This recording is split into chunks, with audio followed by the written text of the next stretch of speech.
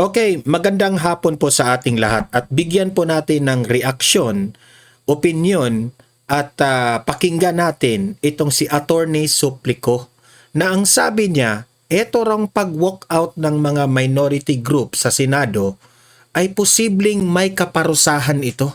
O yan, pakinggan natin at magre-react tayo dito. Okay, play. May tinanong ako, pwede ba sila makumpel bumalik? Yes, for purposes of quorum. Supported yan, ha? Ng rules of the Senate. Exactly, attorney. Yun nga ang ayaw Sergeant nila. at Arms, pwede. Quorum eh. In fact, I will go further, ha? Kung ginagamit mo pala Sa Vox Populi ito nangyari ha, sa mga banateros. Shoutout nga pala sa mga banateros, sa kaibigan ko dyan na si Jay Guevara. yun, para sa akin, disorderly conduct yun, ha? Yes. Pwede ka dalhin sa ethics sa committee. Pwede na nilang gawin ng gawin yan. Halimbawa, mabaliktad. Yung makuha ulit nila yung leadership. So yung minority na bago, pwede mag-walkout na lang na mag-walkout pag may mga hindi sila na pagkakaintindihan. Hindi maganda tingnan. Diba? Pero Lalo na yan, pag malicious, ha? Halimbawa, ayaw mo na ng quorum, gusto mo na lumabas. Doon lang kayo. Doon lang kayo sa hallway. Until mabigyan ang gusto nyo. Correct. Kapag bigyan ang gusto nyo, wala na yon. Yan po ang highlights doon. Nabanggit ata yung pangalan mo dito sa pinag-uusapan na CONAS eh. Parang Okay. nabanggit Sige po, ni Lito Banayo, Aha. yung pangalan ninyo. Parang nandun ka ata doon sa meeting. Totoo po ba yun? Paano ba? Anong meeting yon? Yung meeting nila... Sa Soler, Senator- sinasabi? sa Soler. No, wala ako doon. Wala po Thursday kayo doon? Wala. Oo. Ang member po ako ng Thursday group. At every Thursday, nagla-lunch kami. Minsan nag-abroad kami para mag-lunch lang. Pero hindi na nangyari ngayon. No? Hindi na nangyari kasi tumanda na karamihan eh. May mga namatay na ng members eh.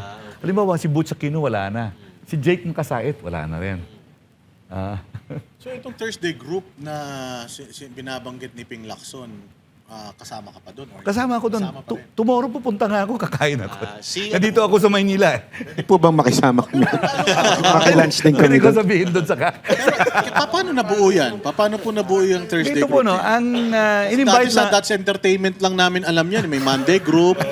Kasi panahon ni Coach Ano Oli. yun? Ano yung Dutch Monday Entertainment? group. In-invite Kasi mo ako, ako. inabot ko na yung yung ang TV na eh. Si Coach Oli umabot sa Dutch Entertainment. grade 1 ako nun. Tabing ilog ako. May Inabutan ko Monday, tabing ilog Saturday, eh. di ba?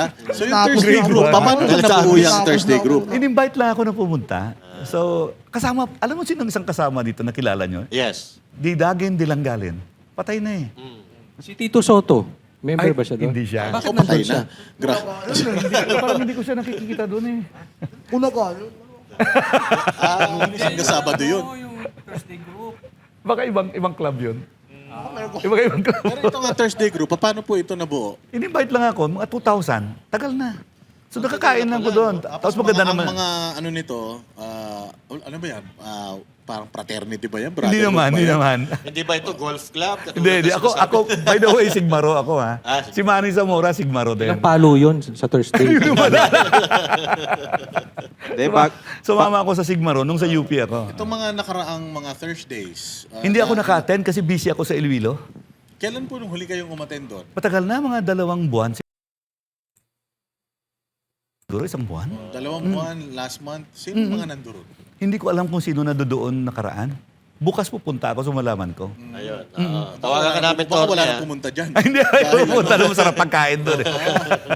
Pero usually, anong nagaganap doon sa loob ng Thursday group? Nagchichismisa, nag-uusap ng gano'n, oh. Politics. Politics. Wala nga dyan doon. Hindi, pinag-uusapan nga doon nila yung golf. Ganun pa eh. Nagkakaraoke kayo doon. Wala. Kain lang, kain. So si Ping nakikita niyo po doon. Nakikita ko. Ano kadalasan ginagawa ni Senator Ping? Nag-uusap lang. Sa huli May na... kasama ho ba siyang boyfriend, lalaking wala. kaibigan? Wala. Negative. Matipuno. Wala. Ito, attorney. Alam niyo yung kilala ko si Ping matagal na. Lalaki talaga. Talaga. Hindi. No, negative. Denied. Wala. Hindi ganun. Ito, attorney. Attorney, ano po yung masasabi nyo doon sa, sa paglalabas ni Lito Banayo ng information about dito sa CONAS na kinuwento daw sa kanya ni Ping Lacson. Sa tingin nyo ba? Actually, nalilito na nga tayo dyan Ah. sa CONAS. Ano po ba yung CONAS? Paki-explain nga po in layman's term kasi Sige. sabi nga po ni Marcoleta, mahirap pag wala kang background eh. Sa legal batas background. eh. Oo. So, Sige, ito ano yun, yung no? CONAS? CONAS, Constituent Assembly. So, nasa general rule rin ang tawag natin, CHA-CHA. Charter change. Sa charter change, tatlo yan. Diba? CONAS, CONCON, or PI. Yung PI, People's Initiative. Hindi yun, ano ha? Hindi yung blank ina. Hindi yung gano'n ha. Pero wala na yun. Sinabi ng Korte Suprema, mahina ang batas natin. Wala na yun. Sa ilalim ng Santiago versus Comelec. Yes. Yung wala na yun. Okay. Nagkaso. Kaso yan na decided 1997. So natira na lang CONAS. CONCON, wala na rin panahon. Too late the hero. Wala na. CONAS na lang. Pero ang CONAS, kailangan mo ng 3/4 vote of both houses. Oh, Voting 3/4 separately o Yun pang jointly? question kasi ang Constitution hindi sinabi kung voting separately or voting together. Siyempre, ito no, ang senador palaging hindi sasama sa lower house. Dami nila eh. Ang tingin kasi nila, mas mataas sila. So, voting separately yan, mag-i-insist sila dyan. Panahon pa ni JDB, sinasabi yun na sumama na kayo sa amin. Sa Hindi, personal senador- opinion mo, separately? Separately. Kasi ibang senado eh. Pero sa tingin nyo, kung halimbawa, yung majority, yung team ni Tito Soto, sa tingin nyo po ba papayag sila na mag-vote ng parang magkasama? Jointly? O jointly? Hindi. Oo. Ang mga senadores ay hindi papayag na kasama mo yung congressman. Mataas ka na eh. Kahit majority may gusto, tapos yung minority ayaw, hindi pa rin matutuloy. Hindi pa rin. Alam mo, buntik na yan nangyari ha. Panahon ni Pimentel Nograles, Constituent Assembly. Yung Senate Resolution number 10 ay meron pong 16 nga senadores ang pumirma. Muntik na nangyari. Pero hindi rin natuloy. Failure pa rin. Muntik na kasi 16 na senadores ang nag-back up ng Senate Resolution number 10. Pareho siya ng sa House na tumawag sila na magpalit. Yun ang economic provisions ang pakay. Economic lang. Oo. Oo. So yun naman talagang ano eh, nung ang publiko po ay napupuno kasi ang hula, baka naman i-extend yung sarili nyo. Nagkaroon naman talaga na term extension sa umpisa eh. Meron. Oo, so nilihis nila, hindi economic provisions na lang. The problem is, pag inopen mo ang Constitution, open everything. Yes. Pero, Hindi mo mapigilan.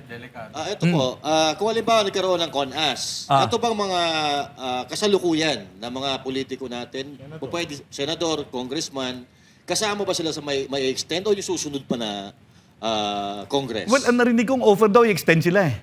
O pwede po ba yon kung pag-uusapan natin yung batas? Hindi, kailangan i-amend mo muna bago mo extend. Hindi pwede i-extend tapos Extend na. amendment. Hindi ah. Oh, Amend muna. kasi meron naman talagang legitimate na sinasabi ah. Halimbawa, ang senador, at large eh. Hindi mo makita ang senador eh.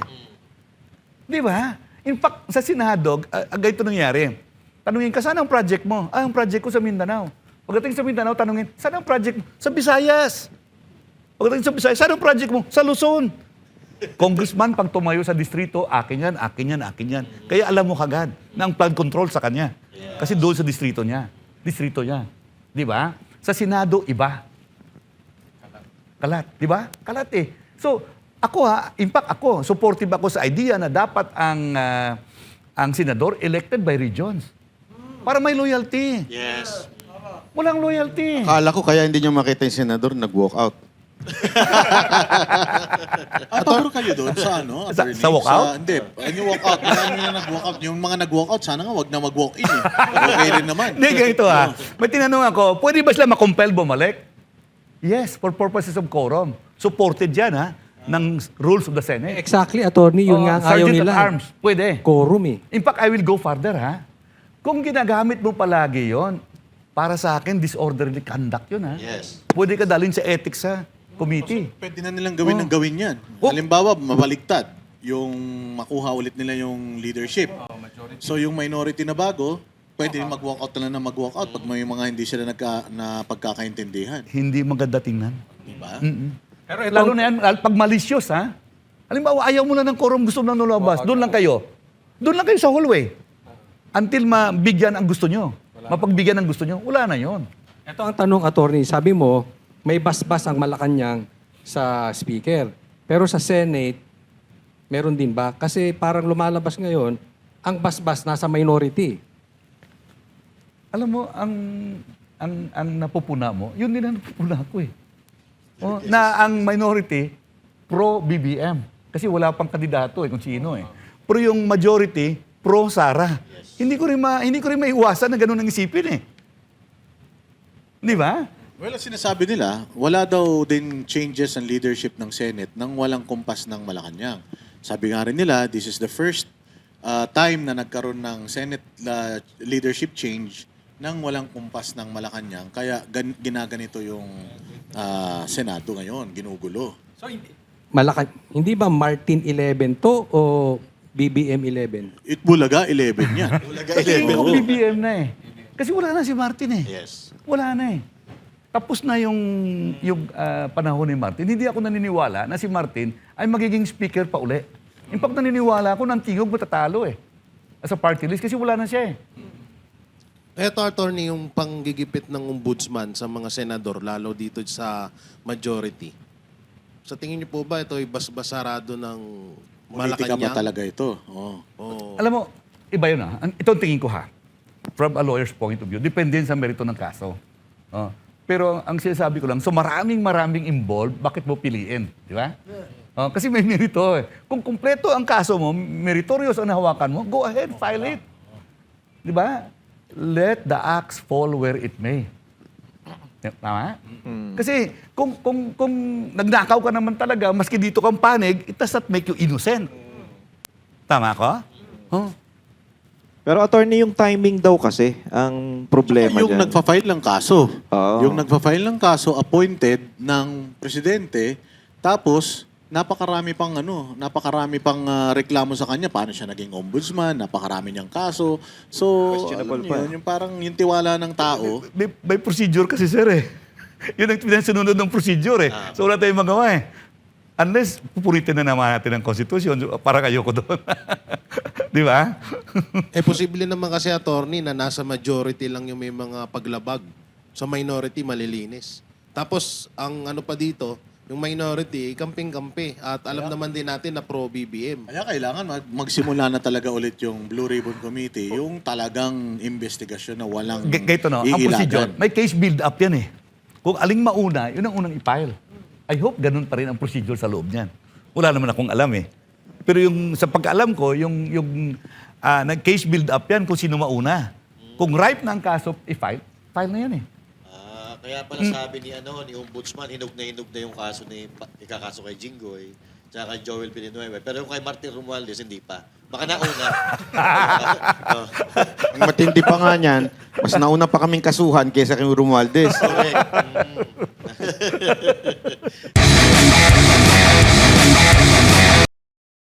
Ayan so yung pag-walk out ng mga minority na yan, sa tingin ko,